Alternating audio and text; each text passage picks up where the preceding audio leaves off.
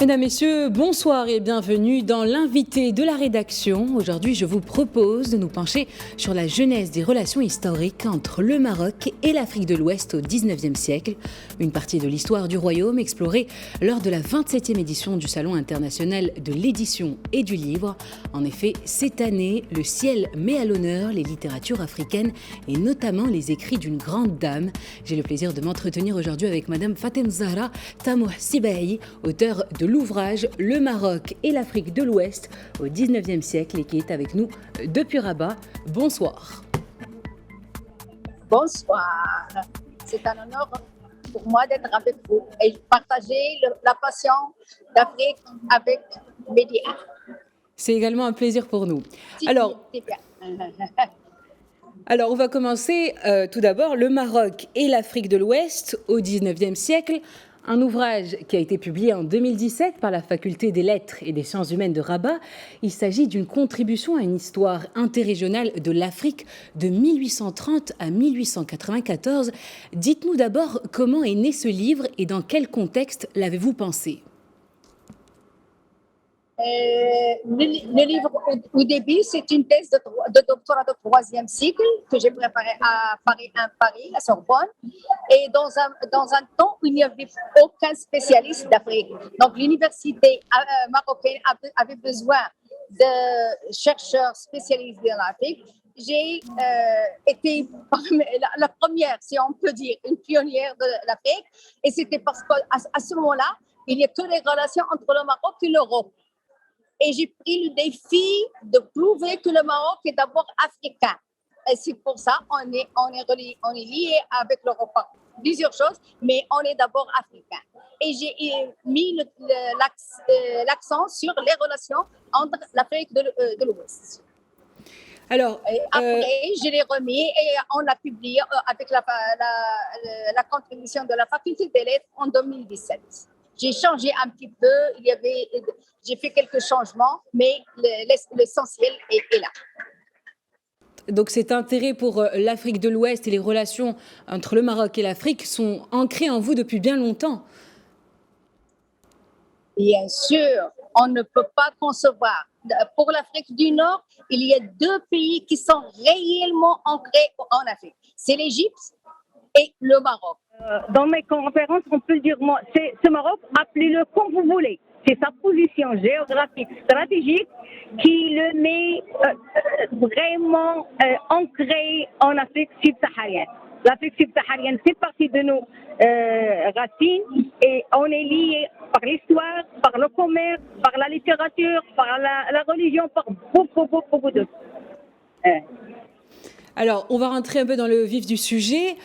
Pouvez-vous, tout d'abord, mettre en contexte historique le Maroc au début du XIXe siècle ?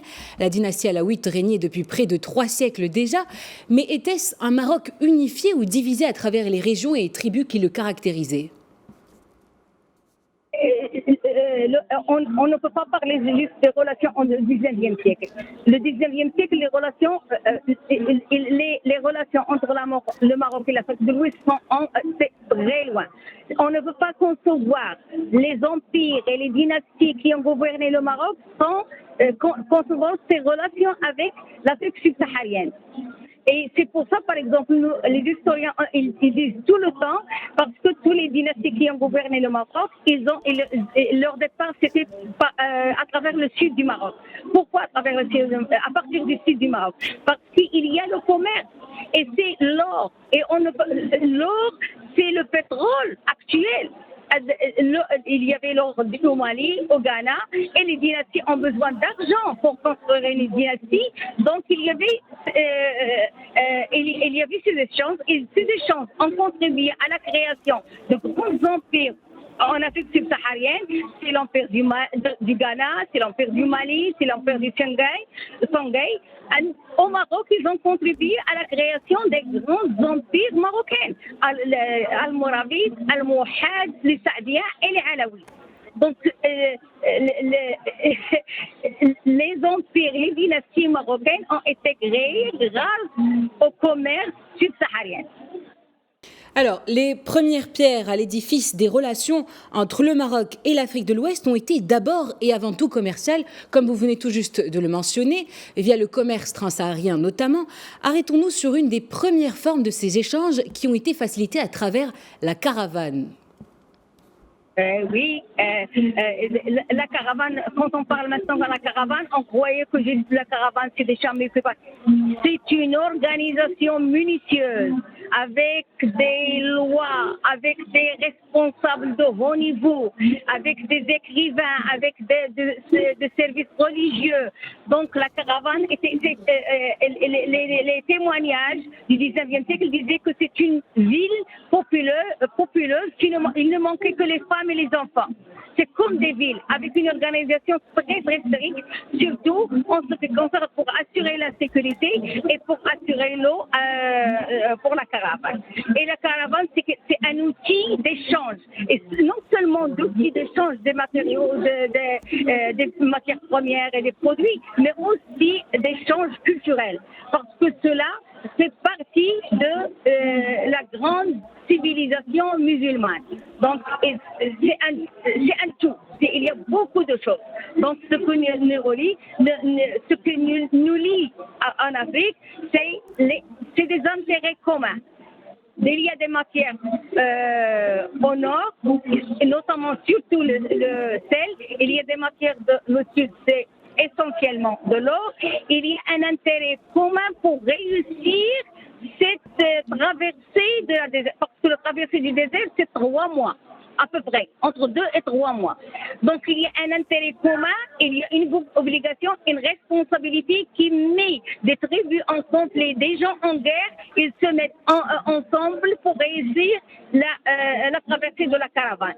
Et la traversée, le départ de la caravane était une grande fête, c'est une grande célébration. Et quand ils arrivent au sud du Maroc, c'est aussi une célébration extraordinaire. Parce que les gens savaient qu'ils ont surmonté des défis incroyables et ils ont réussi.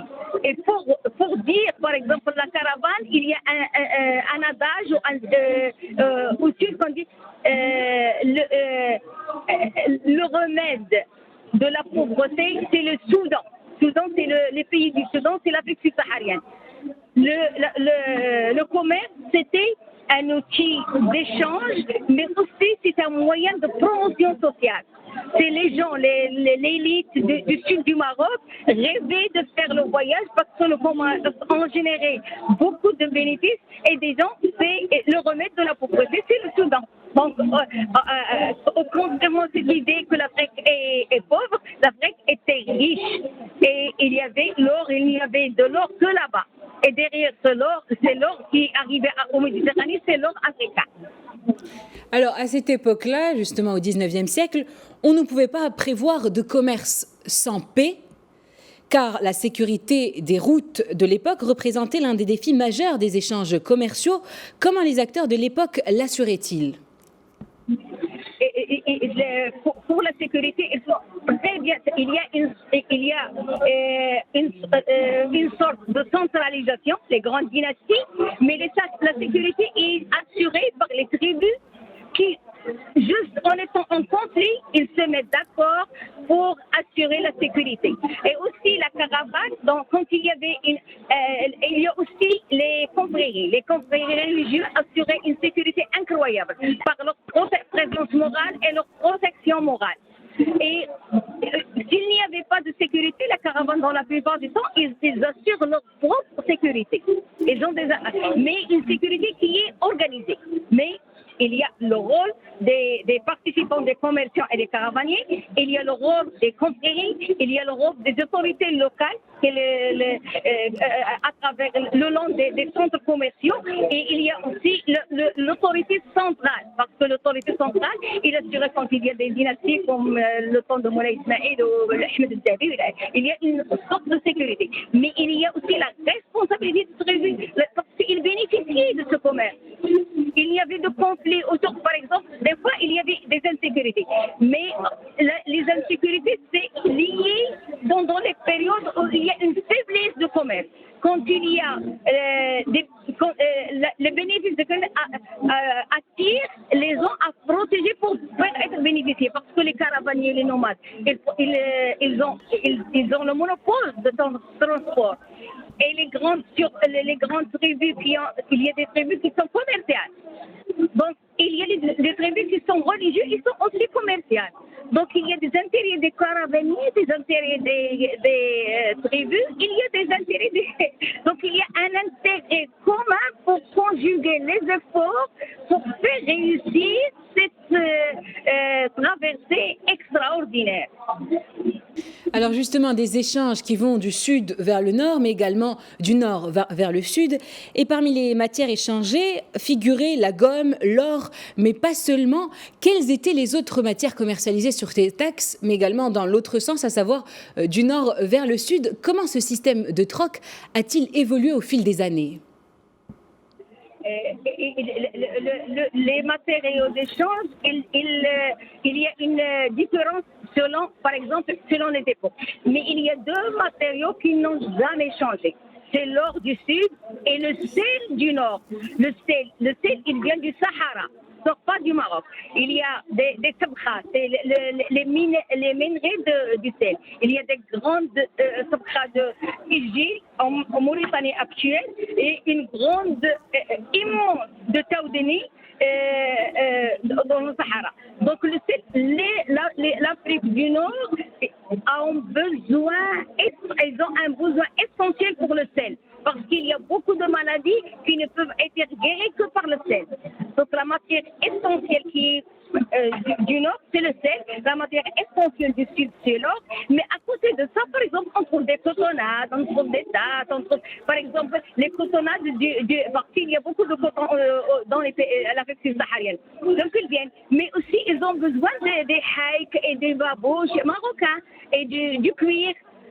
Et quand les Européens sont arrivés, ils ont amené les cotonnades. Donc il y a le cotonnade. Quand, par exemple, le développement de la mode en Europe, ils ont besoin de plumes d'Autriche. Donc ça change. Il y a essentiellement l'or et le sel et les autres matériaux, ils changent selon l'offre et la demande. Donc c'est une dynamique. C'est un commerce dynamique, pas statique. Donc il y a l'essentiel qui existe toujours, c'est l'or et le sel, mais à côté, selon l'offre et la demande. Alors, revenons à présent sur l'émergence du rôle du Maroc en tant que destination finale des routes commerciales provenant d'Afrique de l'Ouest. Plusieurs facteurs y ont contribué, internes et externes. Quels en sont les plus importants ? Le Maroc, c'est un empire. Donc, il y a beaucoup de chances. C'est quelque chose qu'on ne peut pas nier. On peut lire les Almoravides qui sont... mais il y a, au XIXe siècle, il y a des choses qui sont arrivées. Au niveau international, c'est la colonisation française. Quand les Français ont colonisé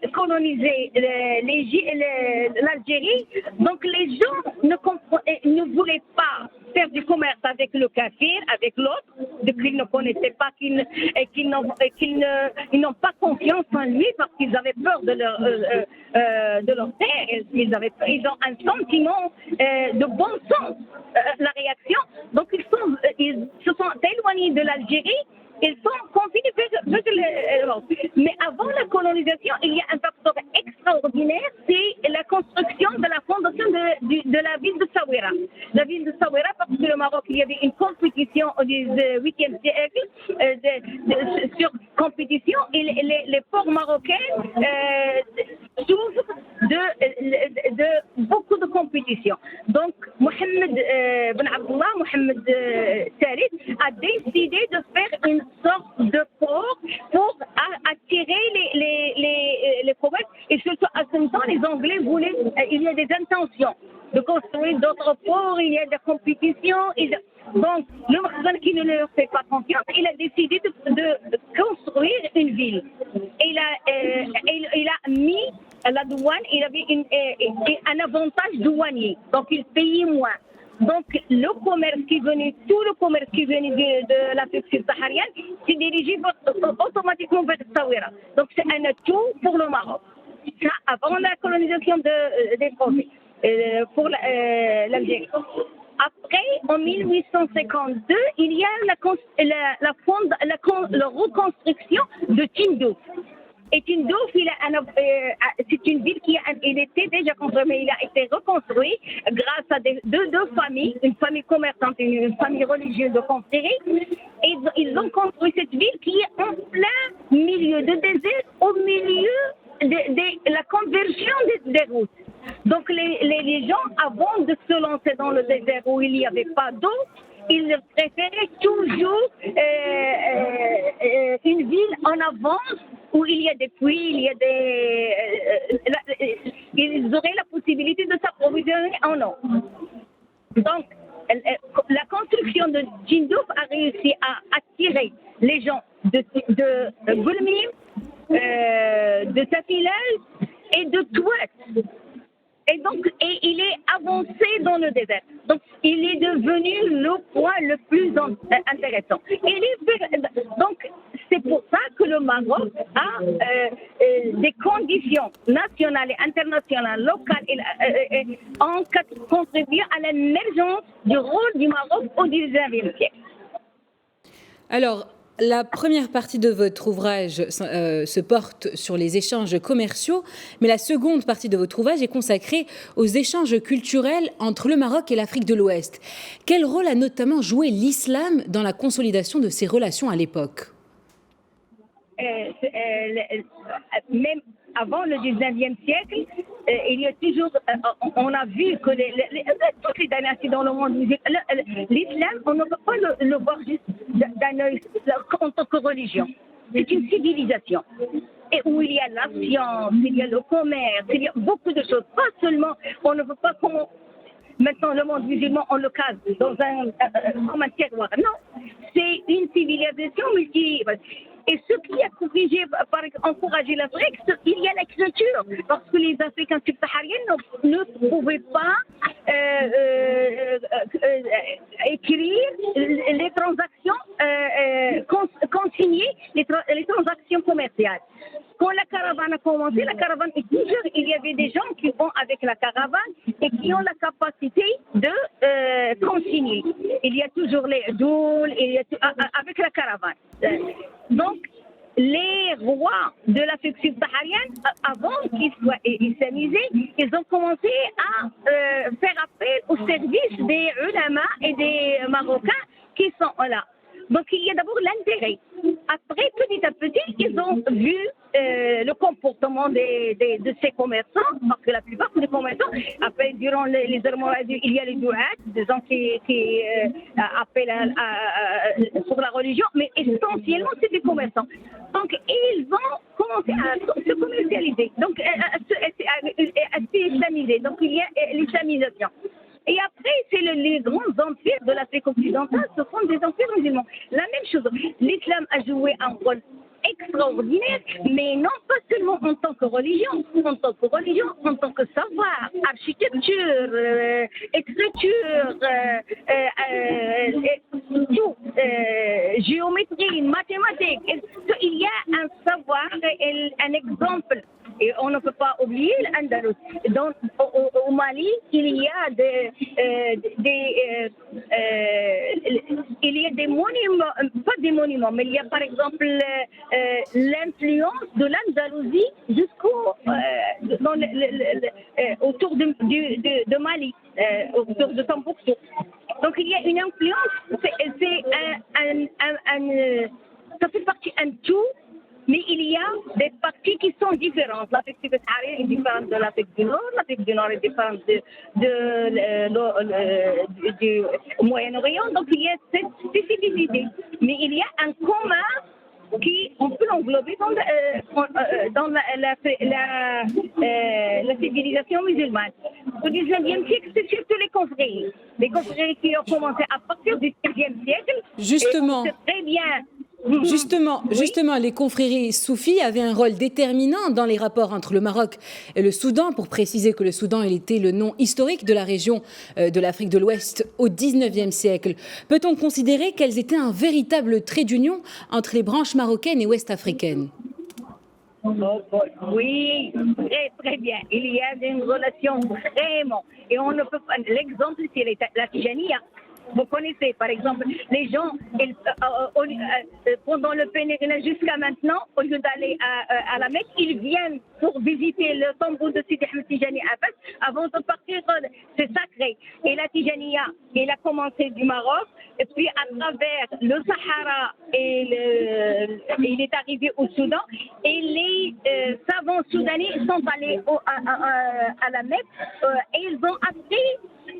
Ils ont étudié sur les savants marocains. Ça, du côté de Tijaniya qui est très connu. Mais il y a aussi une confrérie extraordinaire avant la Tijaniya et qui continue maintenant, c'est la Mokhtaria. C'est une branche de la Qadiriya et cette confrérie a joué un rôle extraordinaire pour la paix, pour la tolérance, pour le commerce, pour une capacité incroyable. Et cette confrérie, je peux vous dire, l'originaire du fondateur, il est de Touad. Et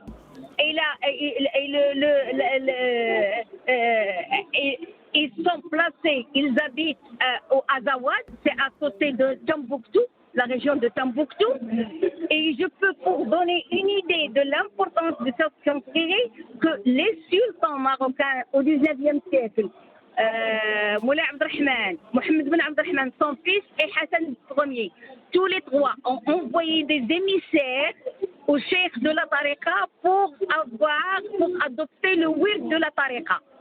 On peut parler d'une relation confrériale, Sophie, mais on peut aussi parler d'une relation d'intérêt politique ou d'intérêt commercial. Mais ça veut dire que c'est des gens que la confrérie il est au sud, mais c'est les sultans du Maroc qui veulent qui insistent pour faire partie de la confrérie.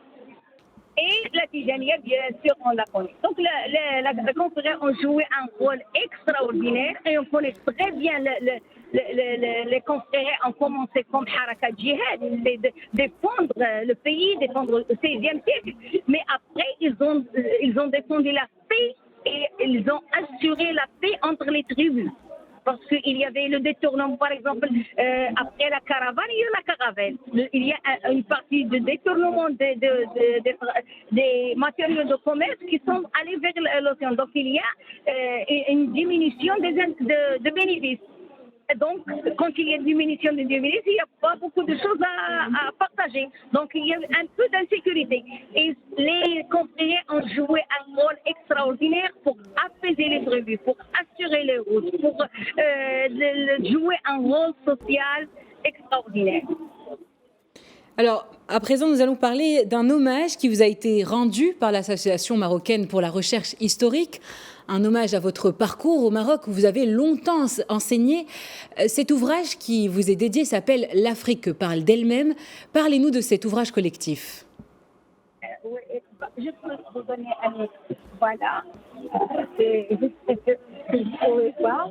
La français et en arabe, c'est Ifriqiya تصفح عن نفسها. C'est un ouvrage collectif écrit par mes collègues et mes étudiants et il fait dédié à mon honneur. On a fait une présentation le 5, le dimanche, 2 jours ici au ciel. Et c'est un ouvrage qui parle aussi des relations culturelles, des relations... plus d'une vingtaine d'articles par les spécialistes. Les 3 quarts sont sur l'Afrique. Il y a une petite partie qui ne concerne pas l'Afrique. Et il traite les relations commerciales, mais pas les relations, c'est l'importance du commerce dans l'urbanisation, l'habitat, l'architecture, le rôle de l'eau dans le Sahara, parce que normalement on ne donne pas beaucoup d'intérêt. Sans eau, il n'y a pas de vie. Donc il y a beaucoup de choses. Il y a des écrits, les écrits des ulama du Soudan au Maroc, dans les librairies marocaines, parce que normalement on connaît qu'il y a beaucoup d'écrits des ulama marocains qui sont des savants marocains qui sont aux librairies Tombouctou et d'autres librairies. Mais ici, on parle aussi des savants soudanais qui ont des écrits ici dans les universités al-Qarawiyyin ou d'autres universités, dans les librairies marocaines. Donc il y a un tout et le commun, c'est on ne traite pas la politique parce que la politique, l'État, c'est un grand débat, c'est quelque chose qu'on devait faire parce que c'est l'État-nation, c'est quelque chose qu'on a hérité de la colonisation. Il y a l'État dans limitation et frontières actuelles, mais il y a les frontières historiques et les frontières historiques n'ont pas de limite. Donc le politique, c'est quelque chose de transigeant, de passager. Mais ce qui est sûr, c'est cette appartenance à cette géographie et cette histoire commune et cet avenir commun. Parce que nous avons un avenir commun. Donc on ne peut pas s'arrêter sur seulement la politique. La politique, on va l'utiliser au service du développement. Madame Fatem Zahra Tamouh Sibahi, merci pour ce bel échange et merci d'avoir répondu à notre invitation. Je rappelle que vous êtes l'auteur du Maroc et l'Afrique de l'Ouest au 19e siècle. Chers téléspectateurs, c'est la fin de l'invité de la rédaction. Merci de l'avoir suivi. Je vous souhaite une très bonne suite des programmes sur Médien TV.